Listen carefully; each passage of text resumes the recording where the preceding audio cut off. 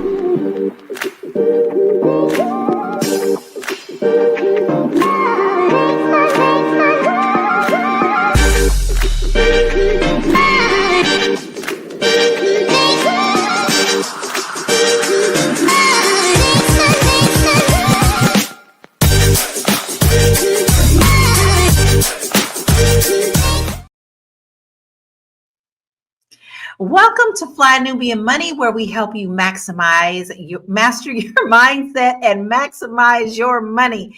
Today, we're tackling an issue that's affecting many Americans who want to have home ownership.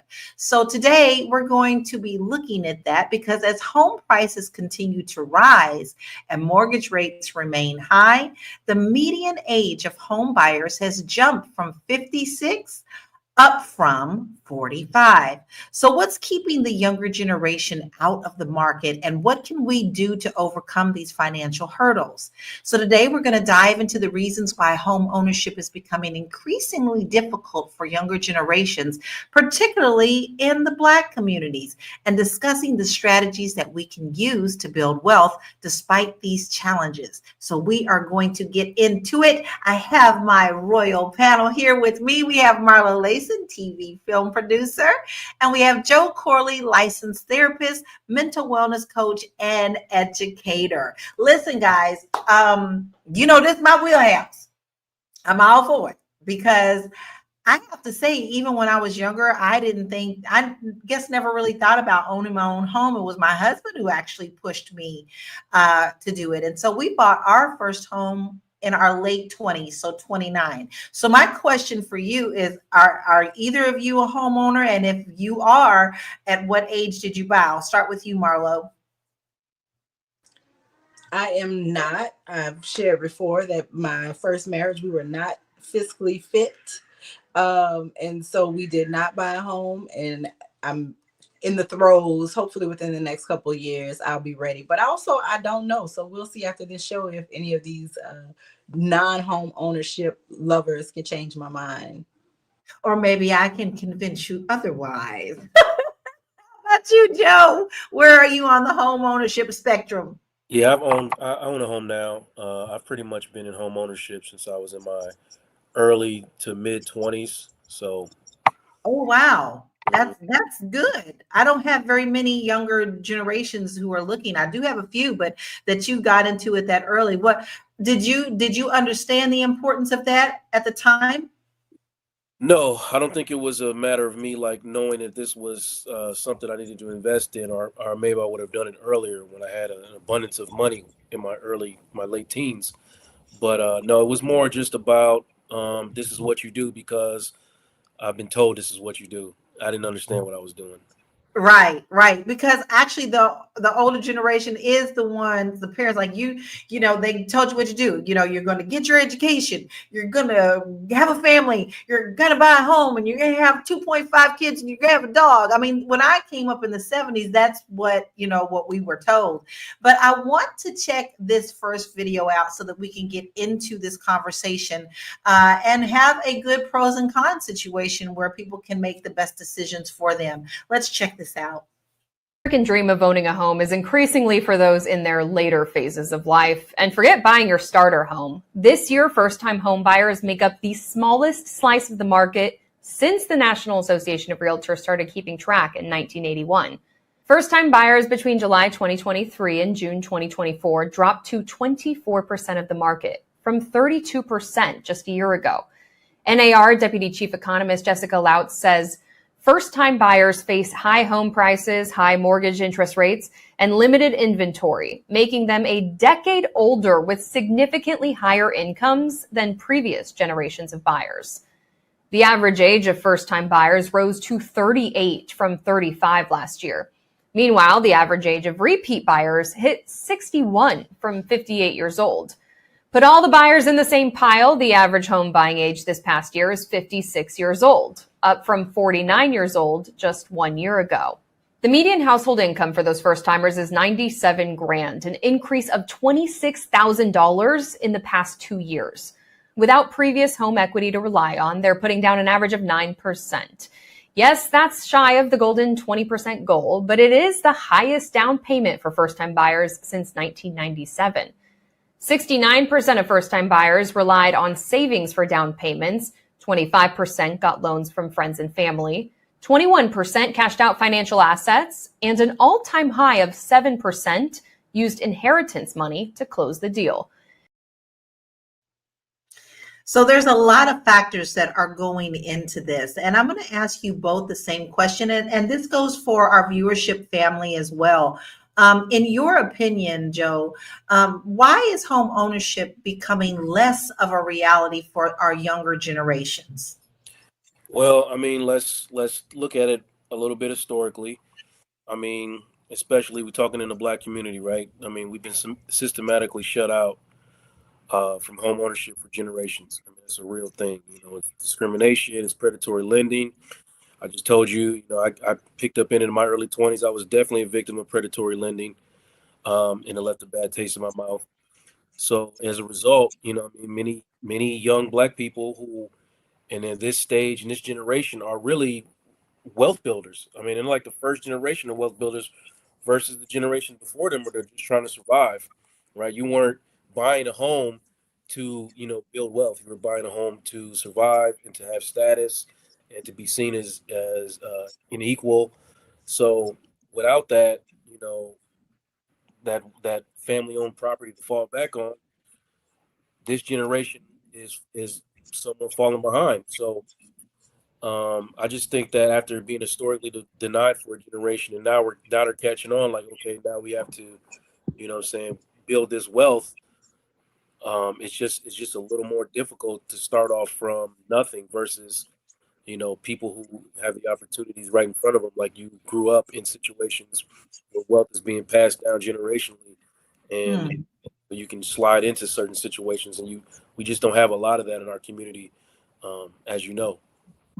Right. And we're always the last ones to be able to get a leg up anywhere if we ever do at all.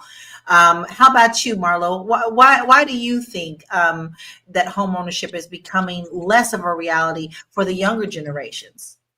Well, I think a lot of people look at their parents' experiences and are trying to figure out how they can improve upon them, right? I think a lot of young people want to have experiences that they didn't have because many times you got to pay that mortgage, you got to pay those bills. You don't have a lot of money left over for vacation and fun, especially traveling abroad. I think that if we look at the number of young people that are traveling abroad, it probably supersedes anything that we've had in previous generations, right? Where young people are going to Europe and traveling to Africa and just Australia. They're going wherever their passport can take them, right? And so I think that they're choosing experience over being kind of tethered to this piece of property. Yes, it is an investment. Yes, it is generational wealth. But when you're young and you're thinking about right now. You're not thinking about generational wealth most of the time. You're not thinking about passing on assets. You're not thinking about dying. So if as we older people are talking about build generational wealth and send something to my children and leave a legacy behind, they just want to have a good time. And that's what a lot of them are investing their money in. And I'm seeing that more and more. I am actually seeing our title, Why is 56 the New Age? I'm actually seeing this in my business. Most of the kids I call them kids because I'm 55, but they're coming out of college. They're already in debt. They can barely afford the rents because of the affordability of homes and even the affordability of actual rents. And I'm going to give you an example. Even HUD homes, which are considered homes that are affordable to get in, are still pretty high. So before we went live, I went to see what was the lowest price HUD home in California. It's $581,000. And that's not even in LA, y'all. That's actually kind of inland and not really close to the ocean. So you have a lot of them that are paying back these student loan debts, and then also worrying about even feeding themselves. And then the house prices are just continuing to rise. So it is really hard for them, but it's definitely not impossible. So Joe, how can Black families leverage their resources and credit to get into home ownership despite these barriers that we've talked about? Well, I think that, we have to talk about, again, wealth building, right? And understanding, what the purpose of buying a home is really for, and get over the emotional toll of, or the shame of, I don't have a home, or I'm not hitting traditional milestones, or I'm stuck in this, or I'm exhausted from that, and like the trade-off that, I think Marlo was right, that people are traveling, the younger people are traveling. So thinking that, you can't do both. So it's just, I think the biggest resource we have, Lala, is education. People like you that understand and know, what that what we're talking about, and that will talk to us or talk to our young people in a way that's sincere, with an honesty, with integrity, and, can give them the information they need to understand exactly what they're getting into. Because I think that's the most important thing, just education. That's the biggest resource that we have. If we can leverage that and, talk and understand, then, we have more people, not living check to check and not sacrificing experiences for things that, are not really essentially how they want to live, but how they think they should be living. Exactly. And I think, I hate to say it, but I also think you have to pull in the culture of reality TV that you see a lot too now. People are focusing a little bit more on what they can get now and what they can perceive themselves as being from the outside in. Now, Incog says many companies today don't offer a pension, which is a safety net, and salaries are decreasing. With that being said, it makes it harder to really take that risk on with ownership. With that being said, we're going to take a short break and we will be right back. Woo! It's a good show right here. But I'm biased. If you are just tuning in, you are watching Fly Nubian Money, where we help you master your mindset and maximize your money. My name is Tiara Williams. I'm also known as Miss Black Hollywood, and I'm the proud producer of this show because it is lit.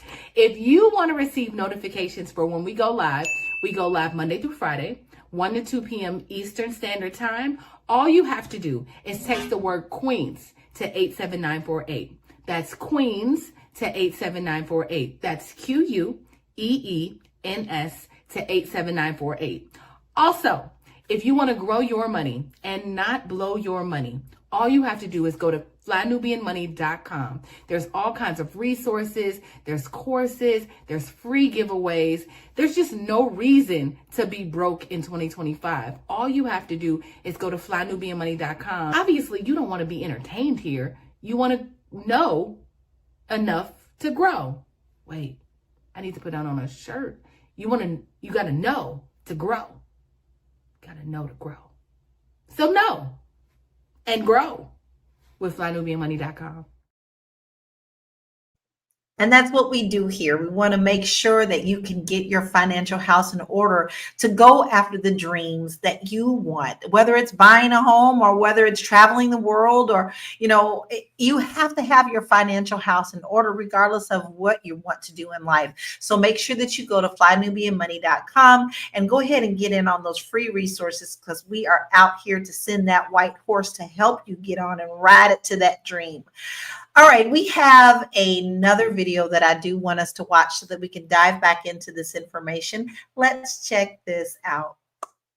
Why is it that Black people have the lowest rate of home ownership in the nation? I think a lot of it has to do with our history around buying homes. I think a lot of it has to do with gentrification. I think a lot of it has to do with shady lending practices and redlining, putting us in a position or a mentality of discouragement when it comes to buying homes. Let me tell you this. Your dream to buy a home is perfectly attainable. You just lack information. So real quick, because I don't have a lot of time, I'm just gonna go over a few things. First of all, you don't need an 800 credit score to buy a home. That's nice, but you can get pre-qualified for a loan with a 580. Not only could you get pre-qualified for a loan with a 580, but if you go in FHA or VA, you can get a down payment of as low as 3.5%. In addition to getting a low down payment rate, you could even get grants that are designed to alleviate some of that stress to low-income individuals. You're capable of putting down as low as a couple $1,000s for your home. And if you do something like I did, which is called a house hack, you may walk away making money with your purchase. You don't know what you don't know. Seeking out the information cannot hurt you. Reaching out to a lender or a realtor won't hurt you. The disappointment may hurt just a bit, but it gives you something to strive towards. A lot of lenders and agents will tell you what you need to do in order to qualify. Baby, if I had a fan and a tambourine, I would be all on this. He is spitting so much knowledge, and I know that it is because it's the same thing that I tell people too. Since 2006, when I first even got into real estate, I started teaching classes. And when I started teaching those home buying classes, I partnered with nonprofit organizations. And those nonprofit organizations would give you the down payment money. You would get a certificate. And because you came and took one day or just a full Saturday of classes, they would grant you the money from the nonprofits so that you can get into a home. It's very much worth it. Not only are you getting the money, but you are also getting the education to help you become a good homeowner. So you kind of get it in a roundabout way. So with that being said, I want to shift the narrative because Marlo, you said, sometimes, they may not want to sit down and buy a home. Their priorities may be different. So how can we, because I know you say you're working toward home ownership, how can we shift the narrative about home ownership in our communities to focus on wealth building over time rather than just instant access? Well, I think we just are in an instant access mode, right? Like society just goes in waves, and we are now in the microwavable setting where everybody just wants stuff fast because they see that things can be fast. Like even if you look at your friends on the internet, somebody right now is asking somebody how they can do some job for them in 24 hours, right? Everybody wants quick turnover. And so I think that what we can do is really as a whole society is make sure that where you are, people aren't being locked out of home ownership. We know that billionaire VC capital firms are buying acres and acres and acres of property, building large homes on them, and then turning around and leasing those homes so that they can make that money 10 times over with no intention to buy. We need to be engaged citizens and making sure that our cities and our states are not going for this, because this is the model that when those 20 and 30-year-olds are looking and they want to buy a home, they'll find that they can't because there aren't any homes available. When we talk about these, oh, there's so many buyers, but there aren't many homes. That's because people are allowed to go out and buy homes in mass. And look, love capitalism is great, but it causes us to have these circular conversations. Why can't people afford to buy homes, or why are people locked out of the housing market? Well, because capitalism is locking them out of the housing market, whether it's because, as you said, the lowest HUD home was like $500,000. Okay, with that 20,000 or that 20% that we like to put down, that suggested 20% down, that's looking like $100K. How many 30-year-olds have $100K in their bank account to put down on a home so that they don't get in over their head in this HUD loan for this home that's $500,000 in the bottleneck of California? Like, I think that some of this is us being asleep at the wheel as citizens and not paying attention to things that are being allowed to happen in our communities. And, I love an Airbnb, but it is affecting home prices and it is affecting home access. And we can't ignore those sorts of things. Yes, and that is definitely having an effect on the market, especially in places like California, because people want to come and visit the beach. People, everybody's California dreaming. Well, then all of a sudden, the investors and the real estate investment groups were getting together, buying up all these properties, and then that also took away the homes from those in that area who could definitely buy it and build it for themselves. And I think that there's also a lot of myths around home ownership that people just need to be educated on. Such as, you can't buy on your own. You should be married. You shouldn't buy on your own if you're a single woman. When all of these things that I know for a fact are excellent for just those types of people, because it does help them build that wealth. So, Joe, with a little bit of these myths behind it, how can we combat the myth that Black people aren't financially stable enough to own homes? And, you talked about the systematic barriers. So how do those barriers keep us from owning homes? Yeah, I mean, it becomes financial trauma. Actually, you know what I mean? Like I told you, like I was taken advantage of in my early 20s through some predatory lending by somebody I knew and trusted.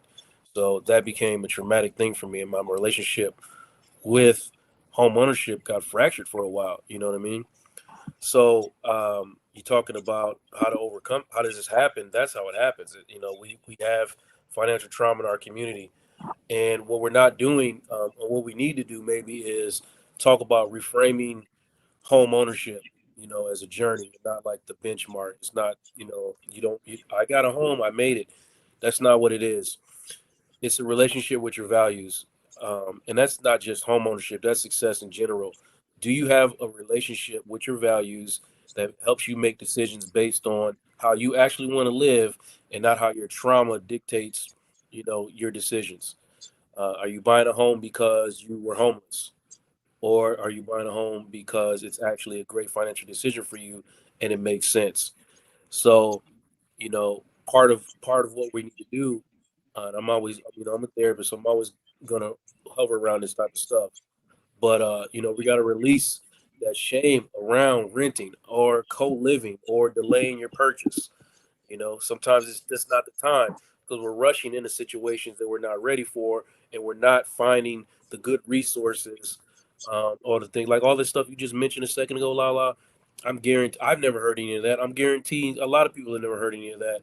But all these opportunities to get help with purchasing a home, and you don't know about them because your trauma is making you rush into situations that you're not ready for.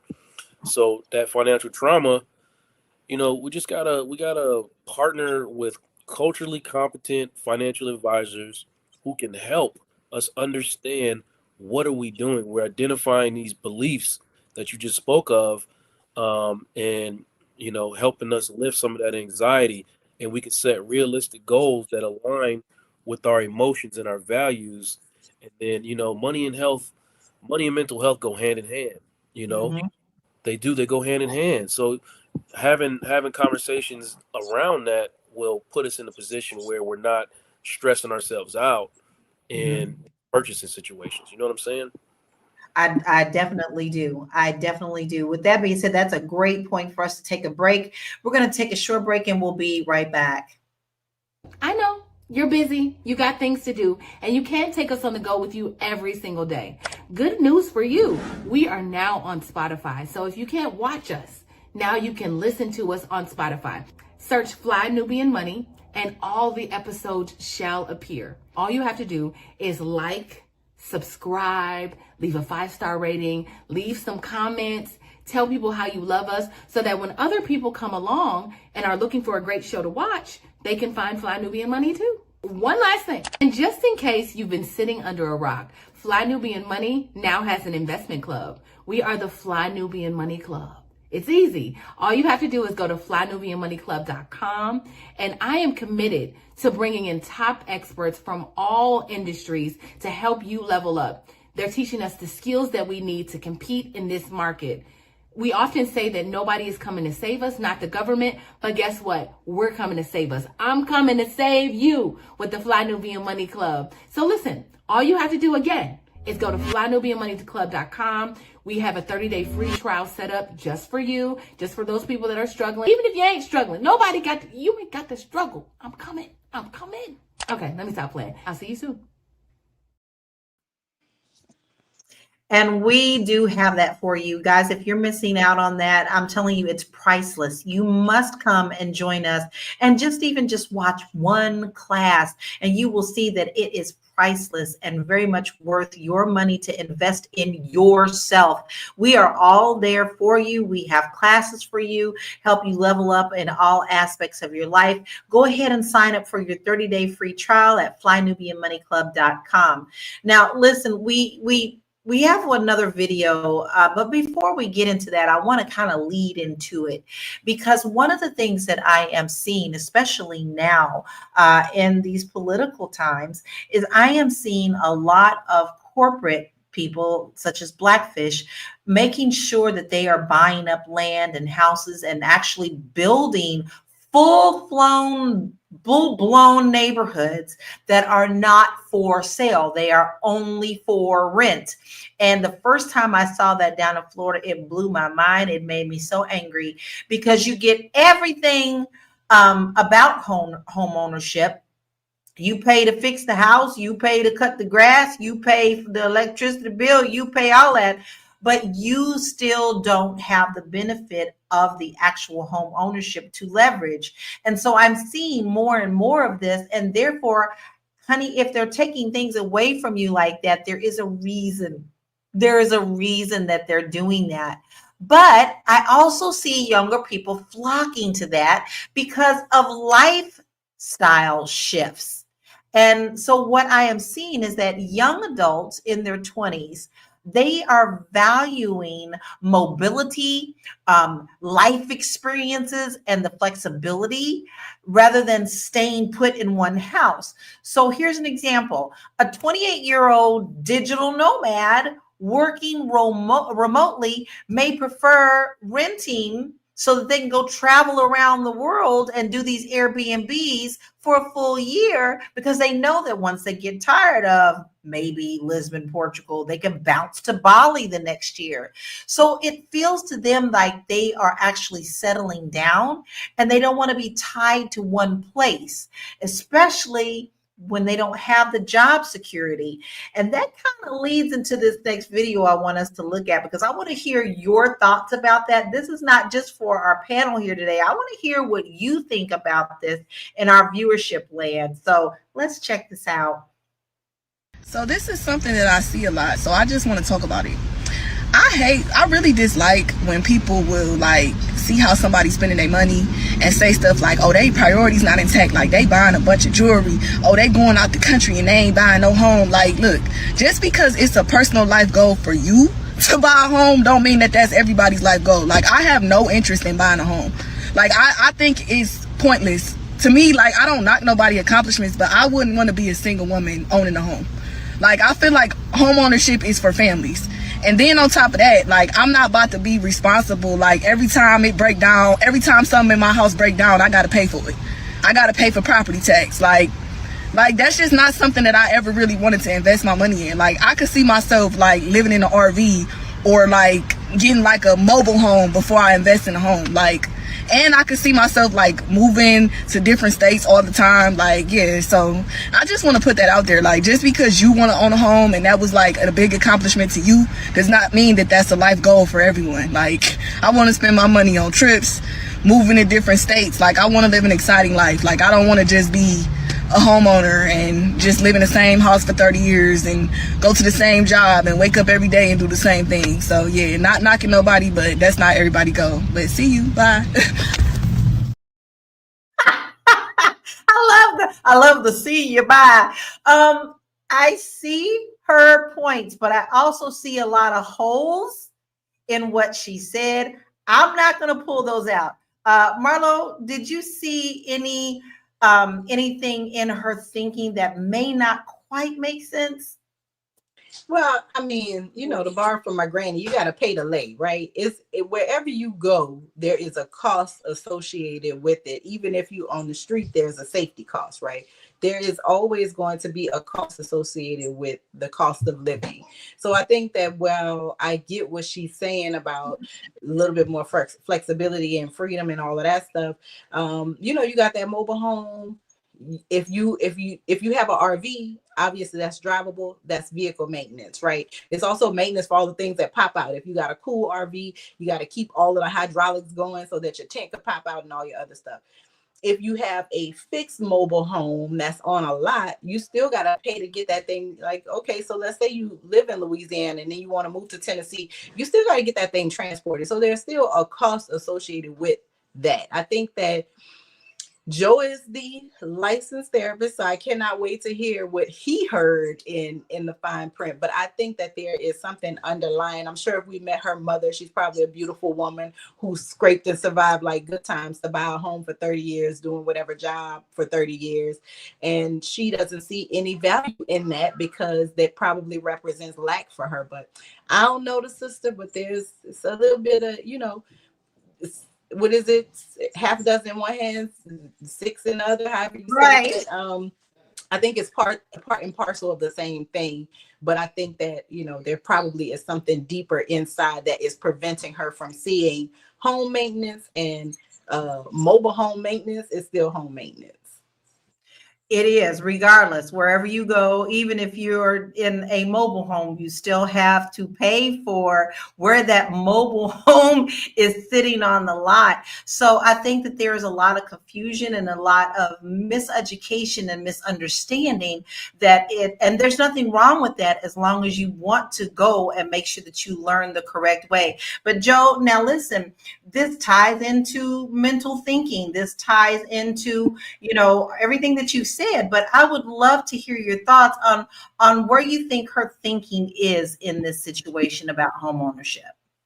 So, I mean, there might have been like a couple gaps in education in there, but the overall thought process is not, I'm just not far off. I can understand where she would get to that space.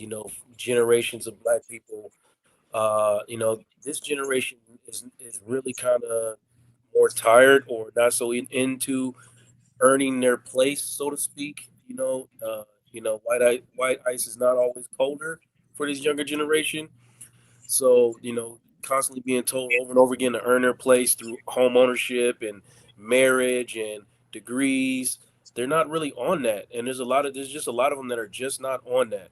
So, young Black people are refusing to chase these type of milestones. They just don't want to do it because it looks like, hell to them. So they're choosing more emotional freedom, taking these trips, as she said, and they're looking at it like we're lazy, as they're being told over and over again, we're lazy and we don't really want nothing. And they're like, no, we're just tired of striving for approval, the same approval from the system that y'all just let beat y'all asses over and over again.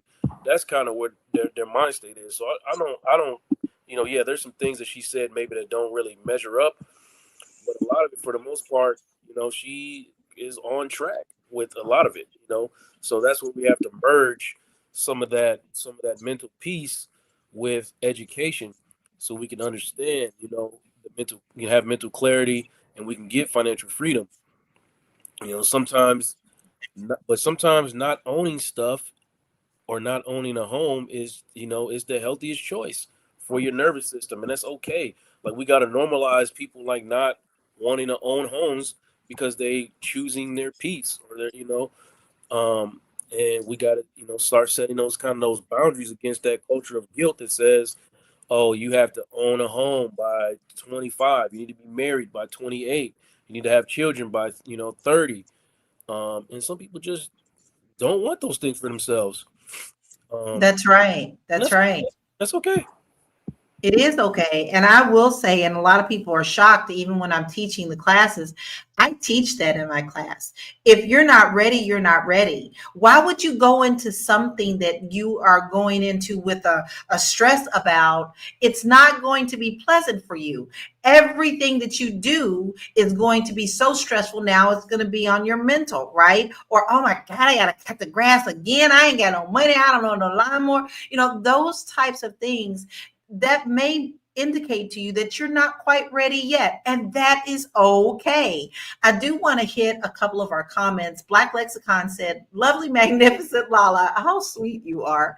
When you are buying a home, you are also buying a community too. Yes, you are, because you become a part of that community. Whether you coming home and seeing Mr. Jones every day, that's one thing. Maybe you coming home and you see Miss Marble across the street who's 80 years old, who needs maybe her mail brought to her. You are now a part of that community. So where you live and being a good citizen in that community is a very big part of home ownership. Then Incog said in this last video that she told no lies. So he agrees with that young lady. And then Double A actually says, nah, home ownership is not just for families. And she doesn't agree with her there. And I have to tell you that I agree with that.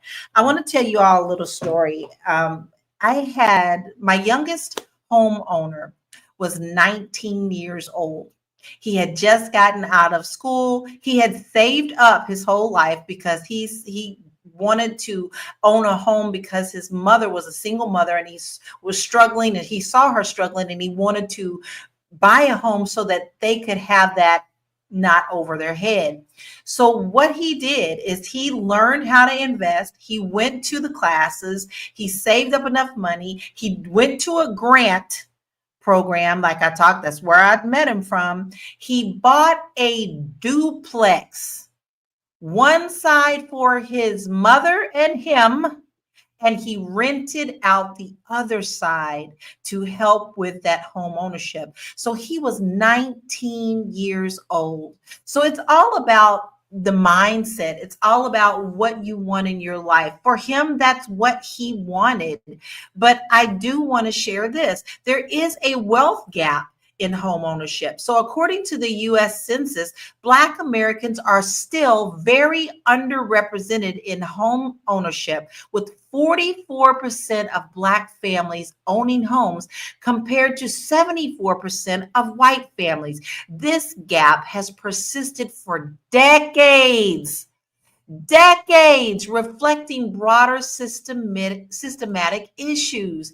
We have a lot to fight through, and just with everyday life going on. So let's check out a couple of other stats on this, because it's really important to understand that this is not just mentality. It's actually things that have been done to us that we have to break through. So the median age of home buyers in 2024 has risen up to 56 from 45. Now, guys, I told y'all I bought my home when I was I was 29 years old.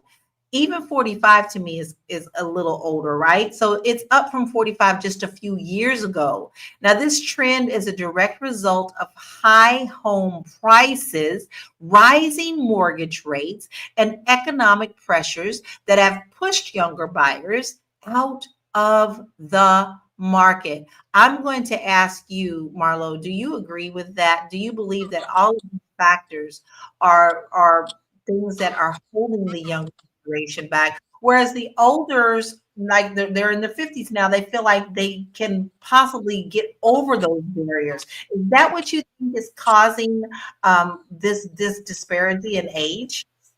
I mean, I want to know who set the age, right? Like, who said 25 or 29 or 23? Who said that there's a magical number associated with this, right? Like, I think that a lot of times we get so bogged down.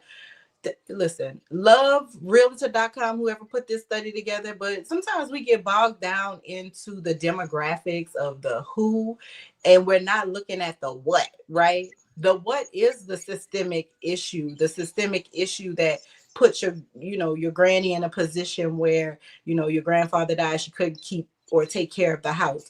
or there wasn't enough knowledge of how valuable Granny's house was. So when the gentrifiers came, you sold it. I think that there are definitely conversations that need to be had in the Black community about wealth building and ownership and all of those things. But I think that adding this arbitrary age assignment, right? Maybe in your 50s, you know better, right? Maybe when you're in your 50s, you aren't as impulsive as you are in your 20s. So taking on home ownership is more appealing to you in that age bracket where maybe you've worked up the success ladder, or maybe you've built your business to where you have a little bit of padding in terms of income coming in and you're not stretched to the hills. Maybe the idea of paying a mortgage and all the things associated with a home while you're raising small children is not really people's dream, right? Maybe people have a different dream. And so I think it's kind of odd to me, this arbitrary number that is thrown around for like the age of home ownership. I think you buy a home when you are ready to buy a home. I have a lot of friends who bought homes when they were young, ended up losing those homes. Joe talked about predatory lending, being a young homeowner, a young home buyer, and getting trapped in a predatory lending situation, which, you know, predatory lending is almost made for Black people, right? Made for Black people, made for poor whites and poor Hispanics.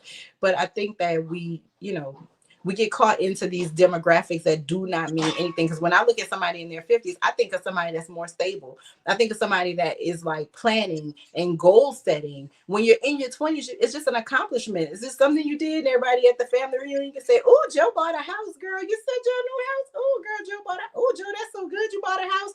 What does it mean, right? I think for me, that's the more important thing. It's like, buy a home when you are ready to take care of a home. Become a homeowner when you understand that it is a wealth builder and it is something that can help you and the generations to come. Not necessarily this, 2.5 kids and a dog and a picket fence. All of that shit don't matter. I say every week, that shit fake. We made that shit up. We can make up new rules. I agree. Ooh-wee, where's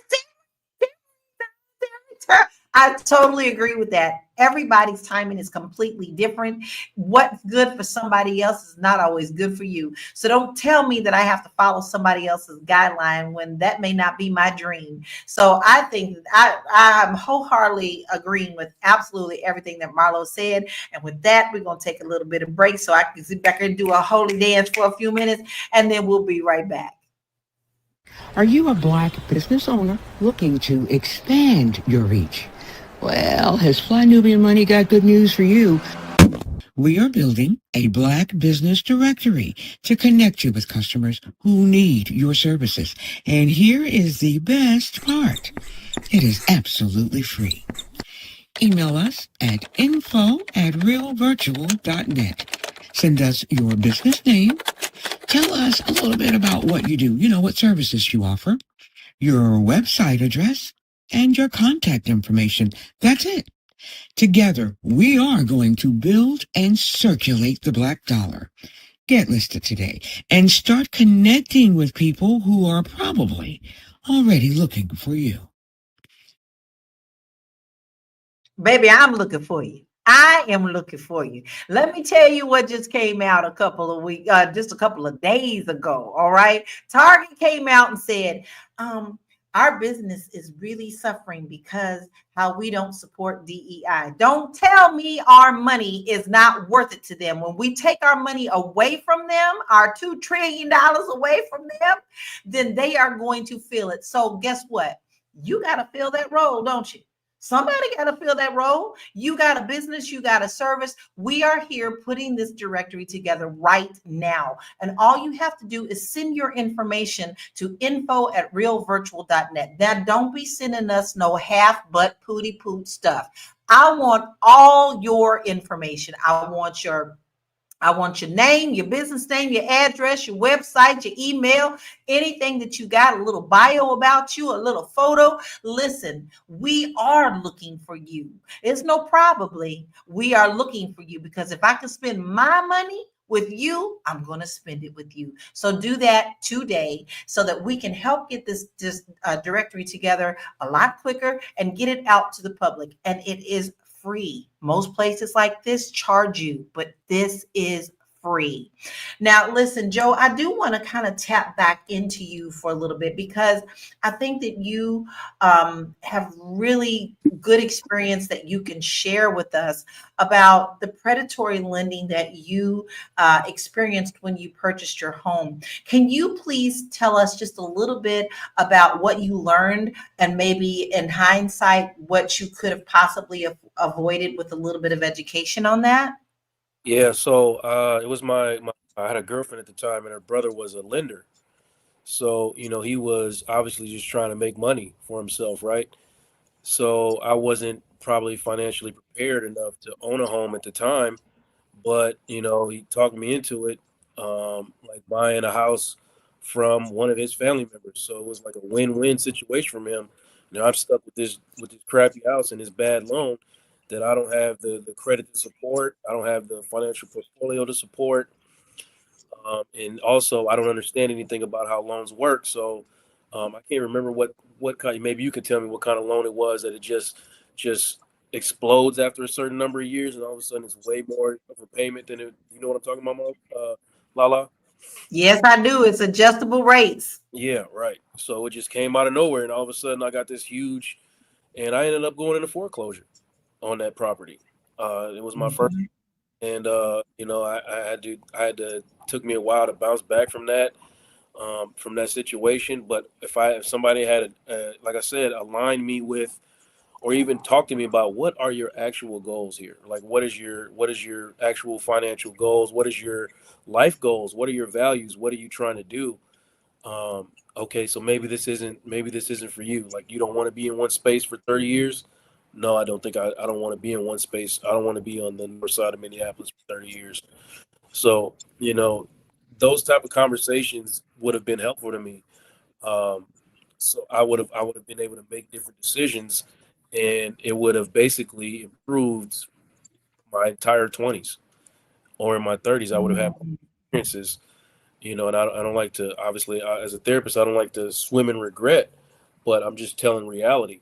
So those are the type of conversations that I advise anybody to have. Like, every decision that you make for your sake of peace has to align with your own values. If your dream, or chasing your so-called dream, requires you to go broke, stay anxious, or even possibly lose yourself, maybe it's not for you. Just to say, like Marlo said, to be at the family reunion talking about so and so got a house, sitting there with your chest out. Meanwhile, you suffer in silence. So You everything. may be going to that family reunion just so you can get a plate to eat, right? And the t yeah, he might need that T-shirt. Yeah, Right, right. It's very true. But and that's what I say. Even if you at the time would have been able to have education, you probably could have made that decision with a little more information other than someone kind of pushing you into that situation. And there are still a lot of predatory issues that are going on in this market now, even more so than just a few years ago. So you do need to get educated. Now, Life Beyond the Ring says maybe the solution is pooling money with family and building a family compound to help elders and the younger generation. I do want to say something about that. What I am seeing in other communities that is not happening in our Black communities is the Asian community, the Hispanic communities, the Jewish communities. What they do is they pool their money and they go in a succession of, okay, now it's Tim and Jane's time to buy a house, and everybody pools together and helps Tim and Jane do that. The next couple that's in line will come and live with Tim and Jane, and they'll help them save up money. And then 2 years later, Tim and Jane help launch Brian and Beyonce to go into the next house. And what they do is they pivot off of each other to build the communities and to help the next one in line to get that home ownership. I think we are really and truly missing that in our communities. And if it's something that you want, there is a way that you still can get together, even if it's just an investment club. So there are ways to get around that. And I think that we can definitely learn from what other communities are doing in order to build our wealth in our communities and to help show by doing the next generation that if they really want it, they can get it. So with that being said, I want to talk about two more stats that we have, and then we're going to, and if anybody in the comments has any questions or any experiences that they have had when buying home ownership, or maybe you don't want to buy, share with us what your thoughts on that. So we're going to look at these two stats, and then we'll address any questions, and then otherwise we'll get ready for final thoughts. So home prices and income gaps. Get ready for this. According to the National Association of Realtors, the median price of a home in 2024 is more than 50% higher than it was a decade ago, making it difficult for younger first-time buyers to enter the market. And I can attest to that. Student loan debt, which we did touch on a little bit earlier, the Federal Reserve reports that nearly 45 million Americans hold over 1.7 trillion in student loan debt, a factor that heavily impacts younger buyers' ability to save for down payments and qualify for mortgages. Now, listen, this is a direct effect of what's happening with these kids who have graduated from college and moving back into their parents' home because they can't afford what the rent is. And so it is almost impossible for some people to even see home ownership when they're just trying their very, very best to get out from any kind of debt that they may have, right? So I see solutions and I see reasons why people are afraid, but I want to let everybody know that if it is something that you want, I don't care. It doesn't have to be home ownership. Baby, if you want that Maserati, you still gonna have to plan for it. If you want that RV to travel the world, you're still gonna have to plan for it. Anything you want to do, you may have barriers, but it's not going to stop you from achieving your dreams. That comes within your own mind. So we didn't have any comments right now, but or any other questions that we have about that. So I'm going to move us into our final thoughts. And I'm going to start with you, Marlo. What are your final thoughts and where can we find you? So my final thought is run your own race. There is no reason for you to be looking at this report and this statistical data set and that data point and thinking that that applies to you. You move, you make your moves when it's time for you to make your moves. Don't get yourself in debt because nobody got to pay your way out of that debt. Nobody has to save you or rescue you from that debt. And as a matter of fact, the stress of wondering if they are whispering and shoo-shooing because your home is in foreclosure, because you have to move out of a home where you were paying a mortgage into an apartment. Don't worry about none of that. Like I said earlier, we made that shit up. Make up your own rules. Is it hurting somebody else? That's my checklist. What you want to do? Is it hurting somebody else? No. Go with your move, because at the end of the day, it's your life. And the only person that got to live with your regrets is you. I don't have to live with your regrets, only my own. And I try not to stay there for too long. If you want to live whatever your soft girl life is and you want to level up your web presence, your social media and your website are not saying the same thing, your messaging is off brand because you don't understand what your brand message is, get in touch with the Marlo Group. We specialize in SEO and brand alignment, helping you understand how to speak to your clients and draw the type of clientele that you want so that you can have the life that you want. That's the website right there under my face, themarlogroup.com. Send us a request for a consult or drop us a little note and we'll get back with you. Easy peasy. Look, just go to the website. And I will tell you that Marlo also taught this in our class with Nubian Money Club. And it was an excellent class. She knows her stuff. She's going to help you be seen. And we've already said just how important it is for you to be seen now because people are looking for you. So make sure you follow that homework assignment and go to her website at themarlogroup.com. All right, Joe, what is your final thoughts and where can we find you? Hey, yeah, I'll be brief. I just want to say I want us to get to a place where we're recognizing that our home is not really a building; it's more of a feeling. And for the younger generation of Black people, the most important investment we can make is in our peace. I think that's where we need to start. We need to go there, and that's my hope and my prayer for all the young Black people who may be listening, and even the the older generations of Black people that are listening. I want you to lean into your peace, your healing, your freedom to define what success is on your own terms, what healthy and whole life is on your own terms. That's whether you're single, married, whether you rent, whether you own. Your worth is not measured by, these things, if that's not in alignment with what you want to be. So it's not measured by property.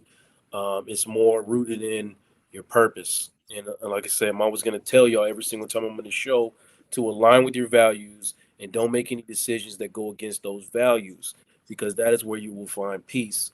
So, keep building, even keep building on that foundation. And if it doesn't look like what people expect it to look like, that's fine. That's more got to do with them than it has to do with you. And you can find me at realuconsulting.com. All my links to my socials are on there. My link to my podcast is on there. We're doing 2 Tuesdays a month now. I really want y'all to tap in and expand these conversations that I'm having, because it's really all about, for me, making sure that we are all getting in alignment with our values and moving towards peace, and stop trying to fight this imaginary, achievements that are stressing us out. I love it. Joe is here for our community. And I think that I don't think I know that your peace is priceless. And Joe can help you get there. And if you just need to talk it out, you don't even know where to turn. Sometimes just speaking to someone will allow you to see clearer. And his podcast is absolutely amazing. So you want to make sure that you tap into that. Your homework assignment is to make sure you reach out to him at www.realuconsulting.com. We love our Joe because he always brings the heart to our show, and he allows us to get back to center. Because sometimes, I don't know about y'all, but I can get a little crazy. I can get a little crazy out here. I am going to address two of our comments before I give you my final thoughts. Big Mac says, I think home ownership is possible, but you might not be able to get the home you want at that particular time. That is true. I call home ownership also stepping stones. If you do want it, you may not get that 4-bedroom that you want. Maybe you can get a 2-bedroom and then later use that to leverage to get that 4-bedroom. So that is very much true. And C. White says, yes, I agree. Before purchasing anything, a person needs to understand all the requirements before they make any decisions. That's true. And in my case, and in my husband's case, we bang up in this house. There's music going on in our house 24/7. That was one of our reasons, because we wanted to play our drums just as loud as we needed to play them and sing just as loud as we needed to do. So that was one of our reasons. So we understood because we also took a class. So I have to agree with you, C. White, on that. Listen, here's my final thoughts. You are going to have to do you. If home ownership is something that you want, it is achievable. But I can't explain to you and stress more than this. Get educated. My grandma used to say, before you do anything, get you some education. And that is no different when it comes to home ownership. If you are interested in purchasing a home, maybe you just want to see, hey, is that something I even really want to do? You can tap into me because I'm an international real estate agent. I've been teaching classes since 2006. I've got free classes. I also have workbooks and then paid classes for you as well. You can find all of that and sign up for my newsletter at www.laurakey.net. Okay, so I hope to see you on that other side, even if you just have questions. So here's what we're going to leave you with today. We want to say thank you, first of all, because we love that you tune in with us. Without you, we wouldn't have a show. We're here every day, Monday through Friday, 1 p.m. And we have discussed the barriers to home ownership, and we have agreed that the barriers are real, especially for the younger generation and our Black communities. But with the right strategies, education, community support, We can start breaking down these barriers and create more pathways to financial freedom. Whether it's understanding the home buying process better, saving smarter, or getting the right financial education, we have the power. We have the power to make that change. So let's keep pushing for the accessible home ownerships and wealth building in our communities. That's what we do at Fly Nubian Money. So until tomorrow at 1 p.m. Eastern Standard Time, stay empowered, stay informed, and keep building your financial legacy. We'll see you tomorrow. Peace out. Bye.